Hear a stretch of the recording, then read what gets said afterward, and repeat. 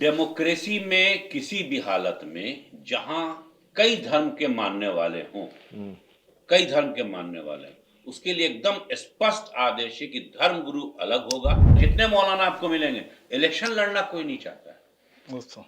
यानी इस्लाम में आपको सही। कहा गया कि आपको इलेक्शन लड़ना है, हाँ। लोगों के बीच अपनी बात रखनी है और आप सामने जाइए ताकि आपको इलेक्ट किया जाए। अगर मुसलमानों को ज्यादा दबाया गया और बहुत ज्यादा डराया गया तो बड़ी अच्छी लीडरशिप आने वाले कल को पैदा हो जाएगी। तो मुस्लिम आवाम को कुरान का मुताला करना चाहिए, कुरान पढ़ने के बाद आपस में सर जोड़ के बैठना चाहिए। नमस्कार, आदाब, सत श्री अकाल। मैं हूं मनोज नारायण। मुस्लिम वोट बैंक की राजनीति सत्ता का केंद्र बना रहा है शुरू से। बिहार में अगर बात करें तो बिहार में 18% और देश की बात करें तो देश में 20% की जनसंख्या वाले अल्पसंख्यक की राजनीति किस दिशा और दशा में जा रही है, इस पर हम लोग चर्चा करेंगे। बहुत बड़ी बहस करेंगे आज, और बहस करने के लिए हम लोगों के साथ में हैं मुस्लिम मामले में जानकार हैं और राजनीतिक विशेषज्ञ हैं अशफाक रहमान जी। आपका स्वागत है सर। और मंथन टुडे के संपादक हैं सिराज अनवर साहब जी, आपका भी स्वागत है सर। इस्लाम में तो मस्तकबिल नहीं है, वो भी बात बयान तो खुदा हुआ। नहीं, आप सही कह रहे हैं। इस्लाम में कोई चीज नहीं है, इस्लाम में सिर्फ जिंदगी जीने का तरीका है और इसमें जो योग्य है, जो तुम में योग्य है, ज्यादा मेहनत करता है, वो आगे बढ़ेगा और तुमको उसी में से कोई बेहतर अपना शासक चुन लेना है। यही डेमोक्रेसी इस्लाम। पूरी दुनिया ने डेमोक्रेसी सीख ली, मुसलमानों ने अपने हाथ से डेमोक्रेसी खत्म कर दी। आज दुनिया के ज्यादातर मुस्लिम मुल्कों में, एक हिंदुस्तान से बटा है पाकिस्तान, तो वहां डेमोक्रेसी है। अब चाहे जिस तरह की हो, पूरी दुनिया ने डेमोक्रेसी इस्लाम से सीखी है। उससे पहले प्रजातंत्र नहीं था। समझ गए? और खुद मुसलमानों ने छोड़ दी। जहां सऊदी अरब में कहा गया वहां खुद राजा हैं, जबकि वहां ही डेमोक्रेसी होनी चाहिए और ज्यादातर मुस्लिम मुल्कों में यही रहा। ये अपनी जो सीख इनको दी गई, उस सीख से ये बदल गए। जब ये बदल गए, इनकी तमाम अच्छी चीजों को लेकर दूसरी कौमें आगे बढ़ गई। मुसलमानों इस्लाम का दिया हुआ इनका कई कानून ऐसा, और हजरत उमर का लिखा हुआ जो संविधान है, जो नैतिकता है, उसको गांधी जी ने भी कई जगह पे कोट किया है कि अगर सही दिशा में चलाना है उसको गांधी ने। तो मुसलमानों का पतन का जो कारण है, वो पतन का कारण सीधे सीधे मुसलमान खुद है। और इनमें सबसे बड़ा योगदान अगर है 99%, तो वो यहाँ के फर्जी मौलाना है, जो सभी जगह पे आपको नजर आ जाएंगे, लंबी चौड़ी दाढ़ी टोपी रख करके। वो सिर्फ और सिर्फ धर्म के नाम पे अपनी आमदनी करते हैं, जिसकी इजाजत इस्लाम में है ही नहीं। मतलब इस्लाम संविधान से चलता था, संविधान लिखा उन्होंने। संविधान क्या है, कानून है। कुरान पूरा गाइडलाइन है इस पे। वो कुरान जो है वो पूरा गाइडलाइन है।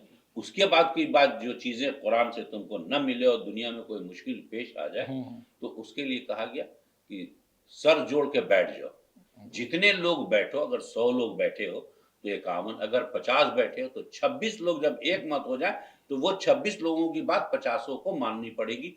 जो अक्सरियत फैसला कर दे, दैट इज इस्लाम। इस्लाम सीधा सीधा यही है, इससे ज्यादा नहीं। इससे ज्यादा जितनी कुरान की आयतें पढ़ के आपको सुनाते हैं मौलाना, वो अपने हिसाब से, वो ये नहीं बताते कि यह आयत कब उतरी, किस लिए उतरी, किस जगह उतरी, कौन सी मक्के में उतरी, कौन से मदीने में उतरी, और उस वक्त के हालात क्या थे, क्योंकि उनको खुद जानकारी नहीं है। वो सिर्फ रट्टू तोता है।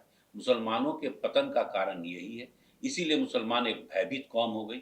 और जाहिर सी बात है, शासक वर्ग हर हालत में, कांग्रेस के वक्त में मुसलमानों को दंगा नीति चलती थी, अभी भयभीत करने की नीति चल रही है देश में। आप कुछ भी कर लीजिए, एक बात बहुत समझने की है कि बहुत ज्यादा इनको भयभीत किया जाता है। ये भयभीत है, इनके अंदर से खौफ खुदा खत्म हो गया है। वो जानते कि जब मरेंगे तब ना अल्लाह मियां गन भेंट होगा। अच्छा, अगर जो है मुस्लिम लीडरशिप कोई अगर चाह रहा है कि मैं लीडरशिप मैं लीडर में बनूं, तो उसके सामने लोगों को एकजुट करने के लिए क्या क्या चुनौतियों का सामना करना पड़ेगा, आपकी समझ? देखिए, चुनौती बहुत सारी है। पहली चीज तो ये है कि इन फर्जी मौलानाओं को इससे दूर कर दिया जाए राजनीति से। उनका काम है धर्म के बारे में जानकारी देना, धर्म को सही ढंग से लोगों को मनवाना। तो ये मुस्लिम लोग ही ना उनको फॉरगो करेंगे? बिल्कुल, मुसलमान क्या आप फर्जी हैं, आप साइड होइए। भाई, मुसलमानों के अंदर बोला ना कि भारतीयकरण हो गया, तो यहाँ पे हर चीज में इन्होंने जो अक्सरियत है उसको फॉलो कर लिया। अगर उनके यहाँ मंदिर में चढ़ावा चढ़ता है, तो इन्होंने एक दुकान खोल ली मजार बना के, उस पर चढ़ावा चढ़ाने लग गए। ठीक है, उनके यहाँ अगर चुनरी चढ़ाई जाती है, इन्होंने क्या किया कि साहब कब्रों पे चादर चढ़ाना शुरू कर दिया और वो इनके आमदनी का स्रोत हो गया। कुरान खोल खोल के ये बात कह रहा है कि जो गुजर चुके हैं, जा चुके हैं और जमीन में दफन हो चुके हैं, वो अपने जिस्म पर से एक मक्खी तो उड़ा नहीं सकते, तुम्हारी फरियाद क्या सुनेंगे। और हम बेशक वो सुला दिए गए हैं, लेकिन वो गहरी नींद में सुला दिए गए। इस्लाम को समझिए, वो कुछ नहीं कर सकते हैं, समझ में आया। तो ये जो एक वर्ग विशेष आया जिसने ये फैलाया, एक आया तो दूसरी बात फैला दी। इस्लाम को सही ढंग से इन्होंने फॉलो नहीं किया और मुसलमानों को जिन चीजों को खुद पढ़ना चाहिए।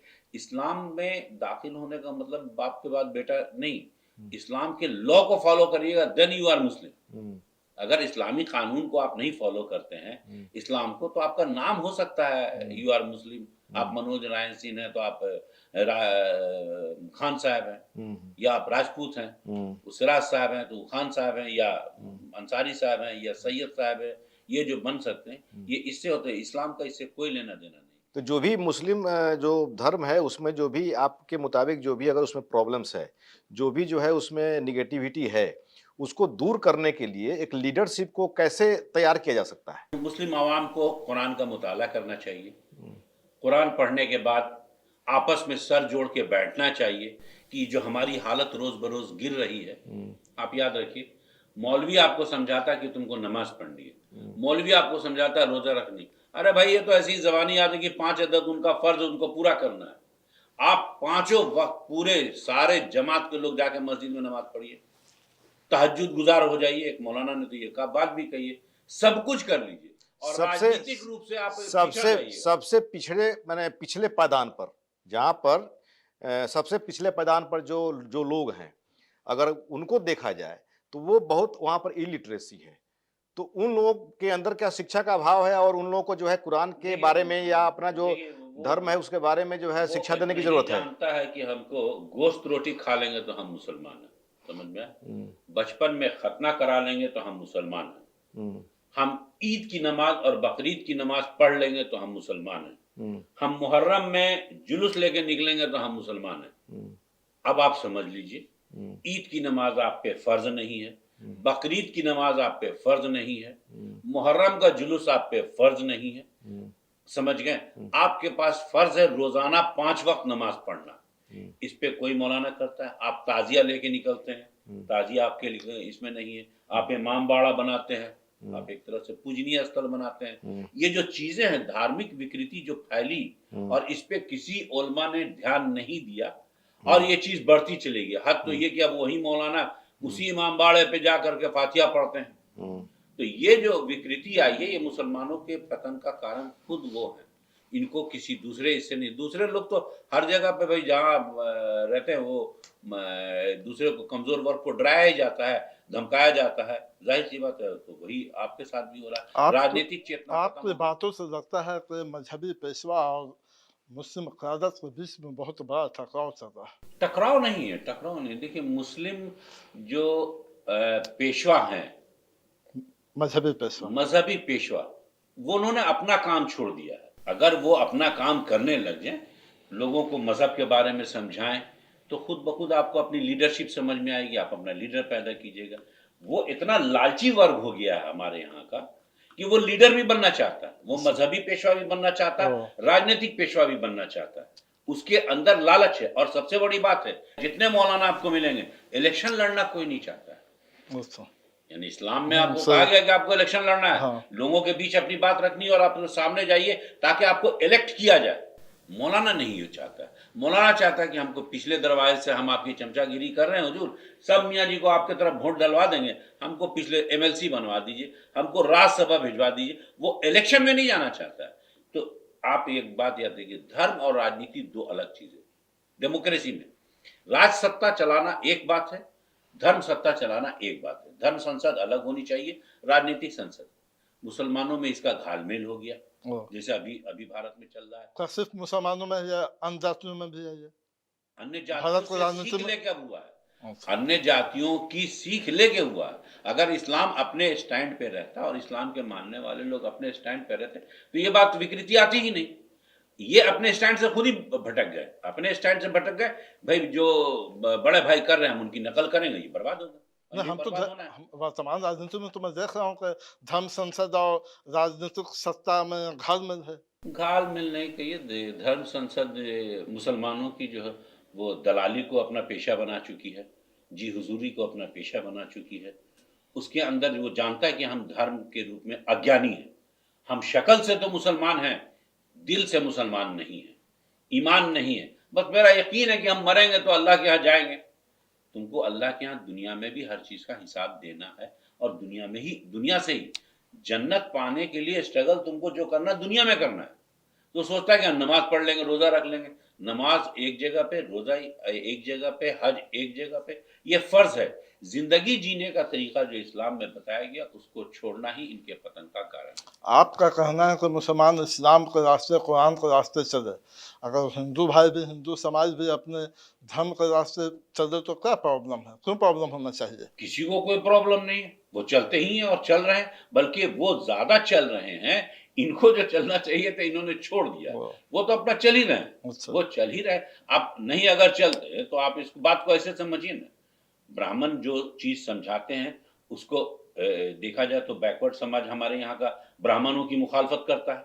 ब्राह्मणवादी समाज कांग्रेस में भी शुरू से रहा। भारतीय जनता पार्टी भी आरएसएस से जो ब्राह्मणवाद को बढ़ावा देती, लेकिन जितनी छोटी जातियों बनी, चाहे वो मांझी बने, उपेंद्र कुशवाहा बने, नीतीश कुमार बने, जितने भी हैं, ये गांधीवादी विचारधारा के, लेकिन ये समझौता किससे करते हैं? उसी ब्राह्मणवाद से। अच्छा। तो इनका उत्थान कभी होगा नहीं, क्षणिक उत्थान होगा, फिर पतन हो जाएगा। समझ गए? और यही चीज मतलब हम जो कहना चाह रहे हैं आप समझना चाहिए तो समझ सकते हैं। अच्छा, ये मुस्लिम लीडरशिप की बात करें तो ये लीडरशिप किसके हाथ में होना चाहिए? धार्मिक गुरु के हाथ में होना चाहिए या पॉलिटिशियन के हाथ में होना चाहिए? डेमोक्रेसी में किसी भी हालत में जहां कई धर्म के मानने वाले हों, कई धर्म के मानने वाले हैं, उसके लिए एकदम स्पष्ट आदेश है कि धर्म गुरु अलग होगा। ये हमारे तरफ से एक सुझाव भी समझ लीजिए कि धर्म गुरु अलग होगा और राजनीतिक गुरु अलग होगा। मजहबी पेशवा अलग होगा और राजनीतिक पेशवा अलग होगा। अच्छा, आप ये मानते हैं कि जितना आपने बताया उसमें कहीं ना कहीं इकोनॉमिकल प्रॉब्लम के कारण भी उत्थान नहीं हो रहा है? देखिए, दुनिया में आप जब तक रहते हैं हर आदमी राजा के पेट से तो पैदा होता है, क्योंकि पॉवर्टी जो है अगर देखा जाए तो रेशियो बहुत ज्यादा है मुस्लिम समुदाय में। इसका कारण ये खुद है, बोला तो इनके जो मौलाना हैं वही इसका मॉडल है। रोल मॉडल कौन होता है? बड़े अच्छे मौलाना, बहुत अच्छी तकरीर करते हैं, लेकिन उस तकरीर करने का 1 लाख रुपया फीस लेते हैं, जो ये गरीब जनता 100 रुपए कमाने वाले अपना 50-50 रुपया दे करके करवा लेती है और सोचती है कि मौलाना हमको बख्शवा। तो इसमें कहीं ना कहीं शिक्षा का भी अभाव है। वो शिक्षित ये होने ही नहीं देते उनको, इस्लाम की सही शिक्षा देते ही नहीं है उनको। जब इस्लाम की शिक्षा देंगे तो होगा ही नहीं ये प्रॉब्लम। तो ये इस्लाम की शिक्षा देने के लिए क्या व्यवस्था होनी चाहिए?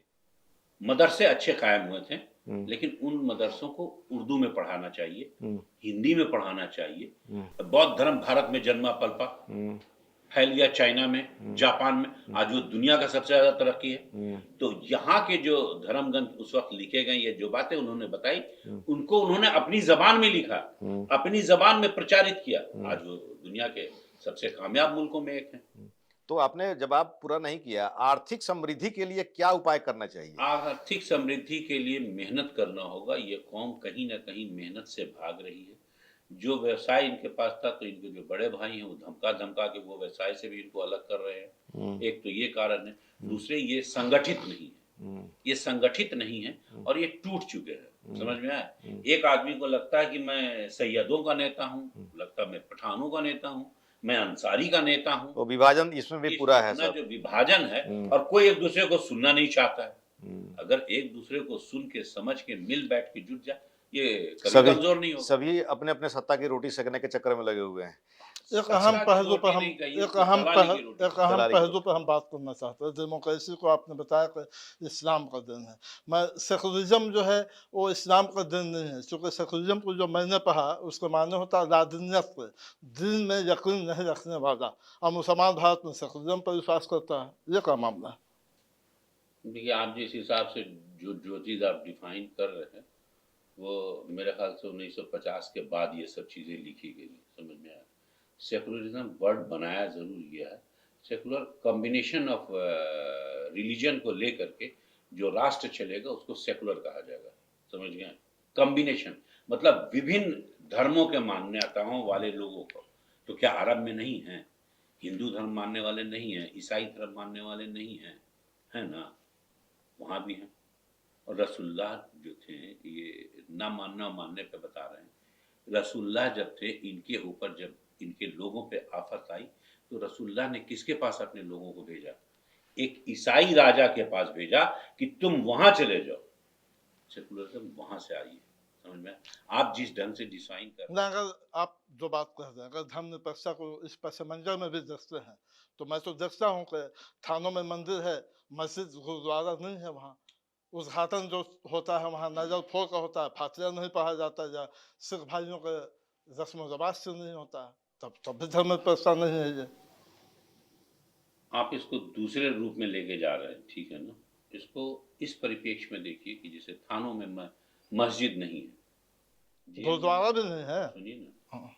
सिख कितने हैं भाई? अगर गुरुद्वारा बना दिया जाए तो अब आपका बगल में पटना का कोई थाना उठा के देखिए, कितने सिख दरोगा या सिपाही हैं। और पूजा जब भी होगी तो सामूहिक रूप से होगी, एक व्यक्ति से तो होगी नहीं। वहां पे अगर हिंदू की बहुल है तो मंदिर हो सकता है, अगर वहां मुसलमान है तो हो सकता है। जेल में जाके देख लीजिए, बगल में आपके बेऊर जेल है, वहां मुसलमानों की संख्या भी बहुत है, हिंदुओं की भी, तो वहां मंदिर भी है, वहां मस्जिद भी है। अब ये और बात है कि वहां नमाज पढ़ाने वाला जो मर्डर करता है वो पढ़ाता है, जो डकैती दे के आता है वो अजान देता है, और जो पूरी चोरी चकारी करके आता है वो नमाज पढ़ता है। तो धर्म क्या ये सेकुलरिज्म का मिसाल नहीं हो सकता?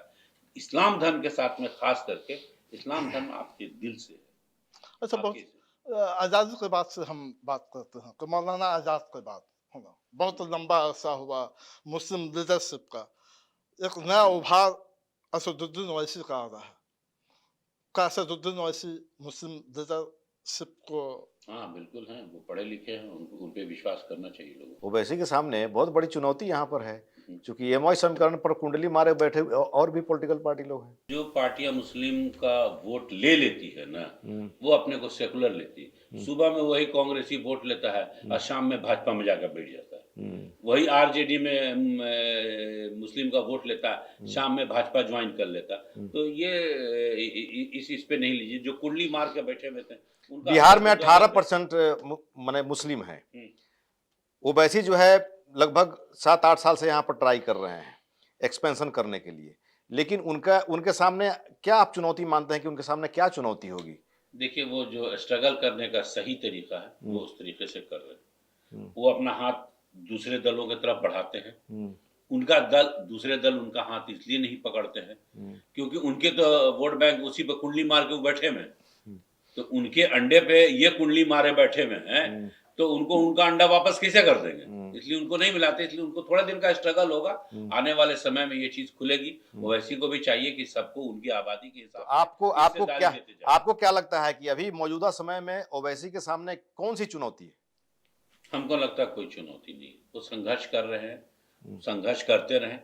भाग जाएंगे तो मैदान छोड़ देंगे, टिके रहेंगे तो अपने बाद अगले इसको अपने यहाँ अच्छे अध्यक्ष को बनाए, पूरा डेमोक्रेटिक सेटअप बनाए, पूरे राज्य में विस्तार करें, पूरे देश में विस्तार करें, तभी। और सभी जातियों को उनकी आबादी के हिसाब से, उनकी अनुपात में उनको रास्ता दें।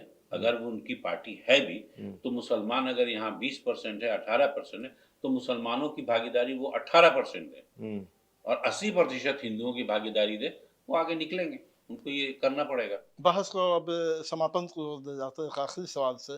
क्या आपको मुस्लिम लीडरशिप को कोई उम्मीद लगती है, कोई उभार होगा भविष्य में? हमेशा अगर मुसलमानों को ज्यादा दबाया गया और बहुत ज्यादा डराया गया तो बड़ी अच्छी लीडरशिप आने वाले कल को पैदा हो जाएगी। जो कांग्रेसियों ने मार दिया था, कांग्रेसियों ने मुसलमानों को सुला दिया था। लोगों को बहुत दिल से दुआ देनी चाहिए कि मोदी, योगी और अमित शाह जैसे आदमी आ गए जो मुसलमानों को जगा रहे हैं, और ये जागृति इनके अंदर लीडरशिप पैदा कर देगी। जब जब किसी सभ्यता का, किसी संस्कृति का दमन हुआ है तो वहां से हमेशा एक नई चीज का उदय हुआ है। तो आप पूरी तरह इस पे उम्मीद रखिए, यकीन रखिए कि अगर दमनकारी नीति बढ़ती गई तो नेता का उदय होगा ही होगा। बहुत बहुत धन्यवाद अशफाक रहमान जी, और सर आपका भी। तो अशफाक रहमान जी का साफ तौर पे कहना है कि दमनकारी नीति अगर अगर बढ़ाई जाएगी तो वैसी स्थिति में मुस्लिम लीडरशिप का यहाँ पर उदय होगा और एक्सपेंशन भी होगा। बहुत बहुत शुक्रिया। हमारे चैनल को लाइक करें, सब्सक्राइब करें और शेयर करें। नमस्कार।